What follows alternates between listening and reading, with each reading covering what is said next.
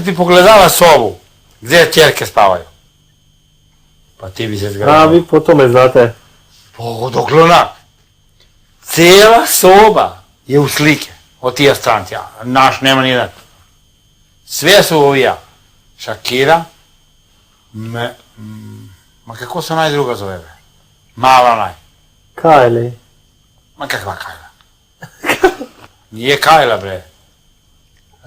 Na R ima jedna. Rijana. Rijana. Britney, bre. Podsjeti me. Britney Spears. Rijana, Britney, Shakira. Rijana je najjača riba. Ima Stvar Beyoncé još jače. bionica nekakva, imaju taj. Bione. Beyoncé. Nemam pojma. Dobro, sjetili ste se dosta. Bekama onaj njegova. A, Viktor. I onaj s pištolj što glumi. I onaj njoan. Kako se zove jedni zgodni, visoki? Da li su bračni par, da li zajedno glumi? A, ovi... Pištolj. Angelina Jolie, Brad Pitt. Dija. Mrs. and Mr. Smith. Ima i oni. Sad ti se ti. Ma možda ima i još neki. Ma ima sigurno još neki, samo ne mogu sada svi tebi. Ima Ritaj. Ima puno, samo ne znam ja svi.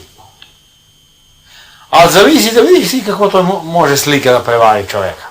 Sad na jednu sliku pogledam Janu Rihanu. Rijanu. Mi uzvijemo Rijana, ono piše Rihana. Rihana, piše čita se Rijana. Da bome, taj Rihana. I na jednu sliku pogleda ženska i po. Leva, ja kažem leva, što je ovaj lepa, čudim se. I te gledam po sobu, gledam, ma isto piše i ovdje. Ma ne ona. Znaš? A isto piše, ali ne ona. U sliku. Malo se promijeni.